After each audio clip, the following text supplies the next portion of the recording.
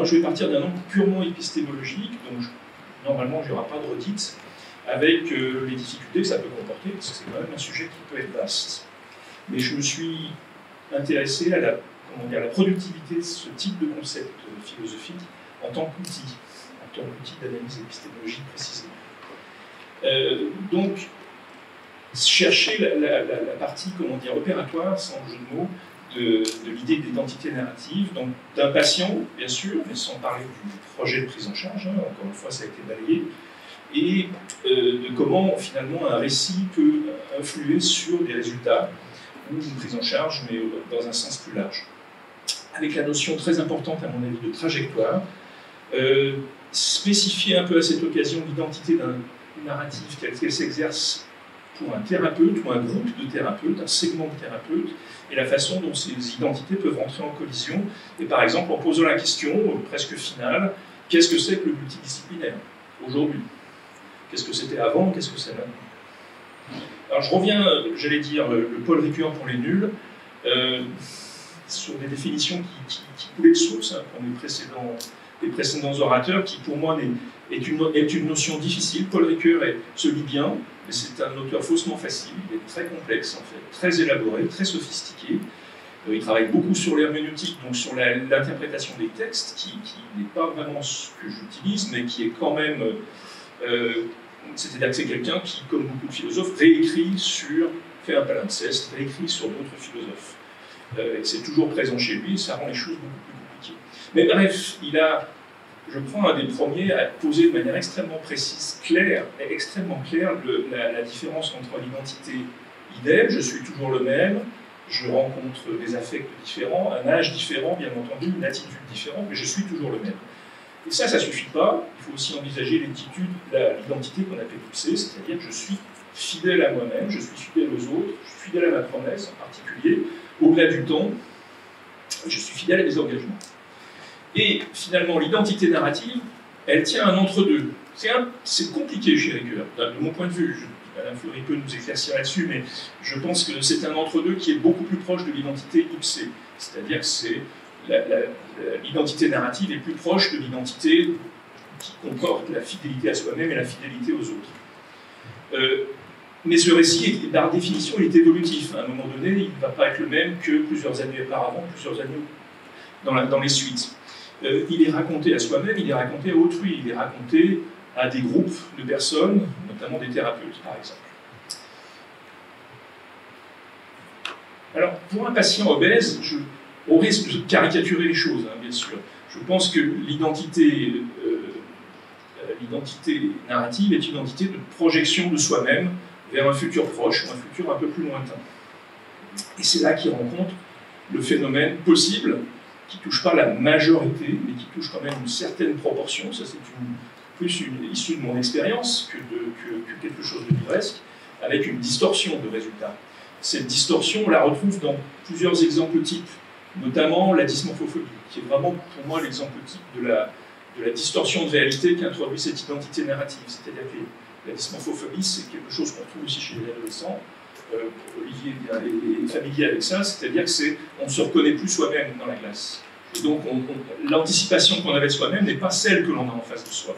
Et on voit cet aspect avec justement une demande de chirurgie plastique qui n'est pas toujours hyper cohérente, et c'est un sujet complexe et qui touche les cas limites. C'est ça qui est intéressant en chirurgie de l'obésité, par exemple, c'est les cas limites, c'est-à-dire qu'on n'a pas toujours le résultat 100% anticipé, et il y a des cas limites qui interrogent finalement l'ensemble de la spécialité. C'est pour ça qu'on interroge beaucoup de gens qui ont une espèce de déception qui est compliquée. Je crois qu'Adrien Dédescu avait bien souligné ça, c'est-à-dire le prom et le chrome, hein, on est toujours dans cette problématique. Donc on n'a pas les mêmes anticipations, le médecin et le chirurgien, et le patient. Et ne pas oublier que la vie examinée, la vie que l'on examine quand on est un médecin sérieux, est une vie racontée. Effectivement, on est toujours dans le même sujet. Il y a une identité narrative de corporative ou corporatrice, je ne sais pas comment exprimer les choses, mais qui est une réalité, c'est-à-dire que chaque spécialité va raconter. Et aujourd'hui, c'est très compliqué, ça l'a toujours été à mon sens, d'être réellement, franchement, honnêtement multidisciplinaire.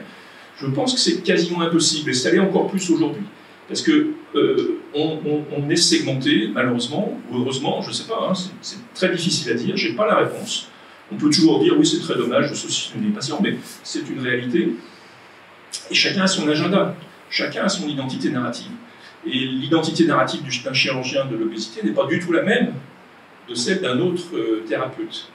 Et ils vont rentrer en collision. Et aujourd'hui, par exemple, on assiste à une chaîne de collision, si je puis dire, qui est c'est très intéressante d'un point de vue épistémologique. Alors, je ne suis plus chirurgien en activité, donc je n'ai plus les angoisses qui vont avec ça. Néanmoins, pas mal de mes confrères peuvent les avoir, puisque l'irruption d'un médicament a bouleversé, a fait un peu la boule dans un jeu de quilles. C'est-à-dire que clairement, comment se positionner par rapport à cette tectonique des plaques qui garde la prééminence, qui produit le discours. Le discours aujourd'hui, c'est un discours de dire, on va par exemple, si on veut être très sophistiqué dans la pensée, aller vers un discours du néo-adjuvant, par exemple. C'est-à-dire d'envisager une thérapeutique adjuvante, pré-adjuvante, on va dire, néo-adjuvante, à quelque chose, une thérapeutique médicamenteuse et comportementale, bien entendu, mais qui sera préliminaire à une chirurgie, par exemple, ou une technique plus sophistiquée, plus agressive de prise en charge de l'obésité. Néanmoins, là, on rentre en collision avec l'identité narrative du patient lui-même, puisque on ne peut pas aujourd'hui plaquer un discours de multidisciplinarité comme on le plaque très volontiers, j'allais dire très facilement, assez facilement dans des domaines comme le cancer, où le néo-adjuvant ne se discute pas. Là, on va rencontrer en face de soi quelqu'un qui est non seulement peut être opposant, mais qui surtout argumente, et qui n'a pas les mêmes arguments que le thérapeute. Donc on rentre dans une collision des identités, collision, pardon, pas collusion, ça pourrait aussi, mais bref, ce qui fait que le diagnostic n'est pas accepté. Alors, petite expérience personnelle, j'ai cessé d'opérer depuis un an pratiquement, et je suis médecin expert pour la police nationale. Vous allez me dire, qu'est-ce que ça a à voir avec ça?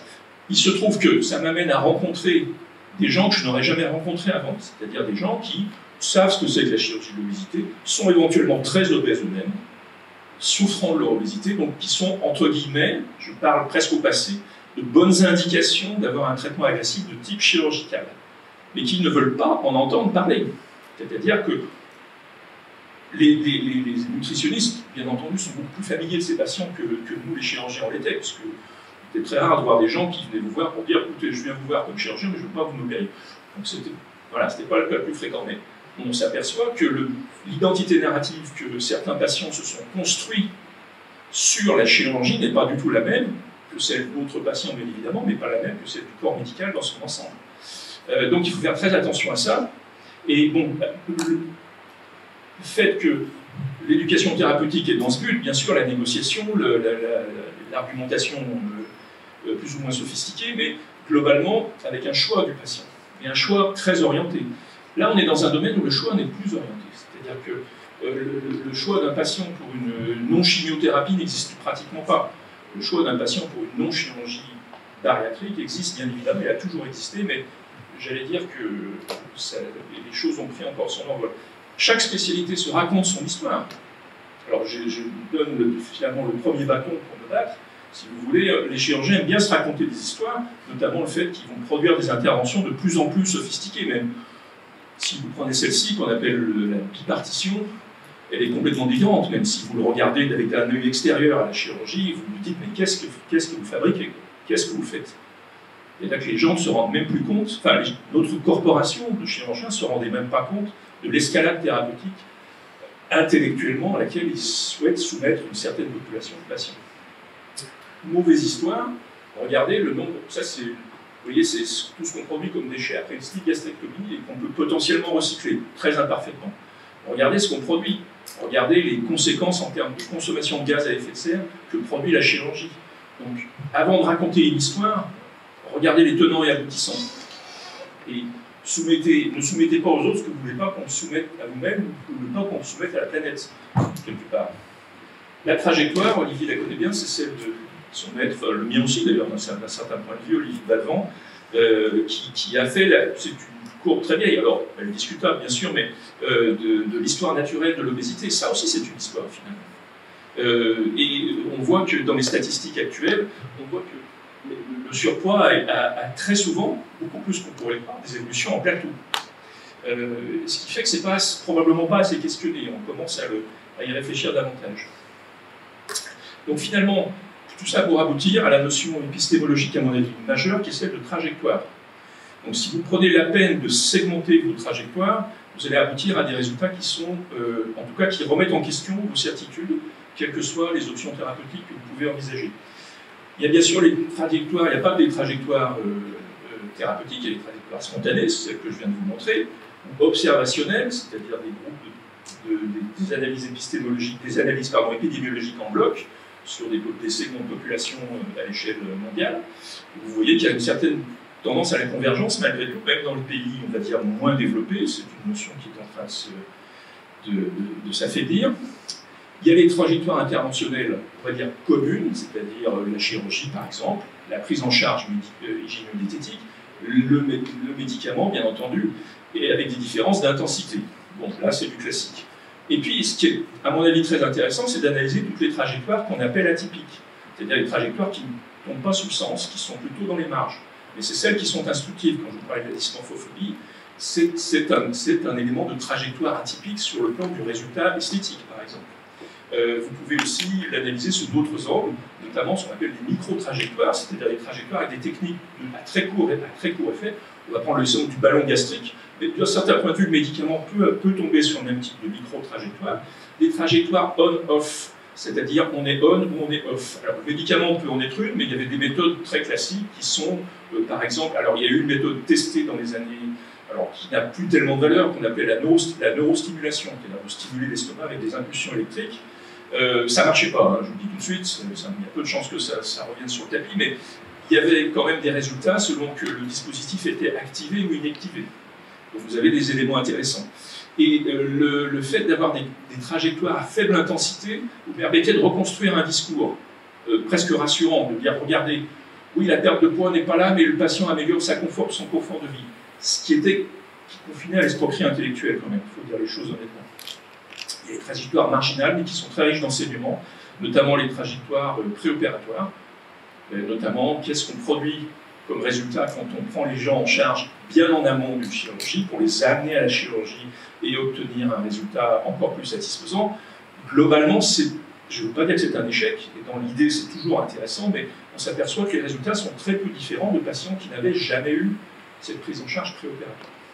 Et c'est d'ailleurs un souci, j'allais dire, pour la deuxième corporation en jeu, c'est-à-dire celle des médecins de l'obésité, c'est-à-dire le fait que, par exemple, aujourd'hui, le médicament va un peu à contresens de ce que serait une vraie prise en charge multidisciplinaire. C'est-à-dire que, finalement, on pouvait reprocher à la chirurgie d'aborder l'obésité abusivement, sans un soutien opérationnel des spécialités alliées, mais le médicament rencontre les mêmes problèmes. Vous savez que la première victime financière, business, si je puis dire,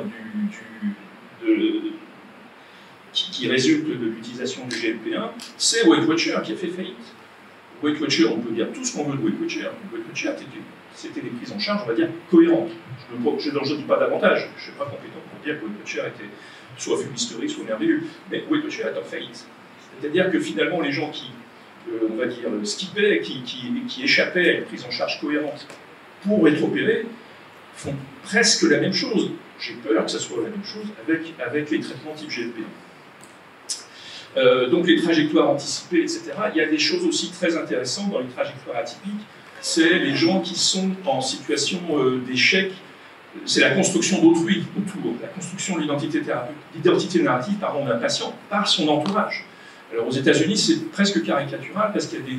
Je ne dis pas que ça n'existe pas en Europe, ni même en France. C'est plus caricatural aux États-Unis, c'est-à-dire ce qu'on appelle aux États-Unis les saboteurs intimes, c'est-à-dire les gens qui finalement prennent en charge, sont aidants, on appelle aussi ça les enablers, je crois, sont aidants, mais en fait sabotent petit à petit la chirurgie que les gens dont les patients viennent de bénéficier. Donc ça, c'est des trajectoires atypiques qui sont aussi très intéressantes. Évidemment, elles se situent à la marge, mais elles sont riches d'enseignements. Donc c'est-à-dire, comment vous-même en tant que médecin, vous-même en tant qu'aidant, entourage d'un patient, et vous-même en tant que patient, vous construisez votre identité narrative. L'identité narrative, qu'on va appeler industrielle, elle est très riche d'enseignements aussi, parce qu'il y a évidemment une industrie qui produit de l'obésité, dont c'est le métier. on va dire, qui se donne bonne conscience. Il y a un livre, je pense qu'Olivier doit connaître cette nutritionniste américaine qui s'appelle Nestlé, ça s'écrit comme Nestlé, la fabrique Nestlé, ça s'appelle Nestle, je ne sais pas comment on le prononce, qui écrit un très beau livre sur l'industrie de la fabrication de l'obésité, avec un discours de bonne conscience qui est assez constamment. C'est-à-dire que, au cas où vous ne sauriez pas, il y a une dizaine d'années, Coca-Cola a subventionné des études avec des gens très estimables, hein, une faculté, pour dire que le problème de l'obésité chez le jeune n'avait rien à voir avec une consommation de calories sucrées, de boissons sucrées. Ça avait à voir uniquement avec le défaut d'exercice physique. C'est-à-dire qu'il y a des biais cognitifs qui sont majeurs. Alors, l'industrie, est-ce qu'il y a une industrie de production de soins contre l'obésité? Oui, maintenant qu'il y a le GLP-1, bien entendu, c'est une industrie, on ne va pas se le cacher. La chirurgie est une industrie aussi, bien qu'à échelle moindre, et de toute façon hors de portée d'une production de masse. Enfin, ça tombe bien, elle est en baisse de toute façon grâce au GLP-1. Donc finalement, il y a une industrie de production de l'obésité, il y a aussi une industrie de moyens de la combattre.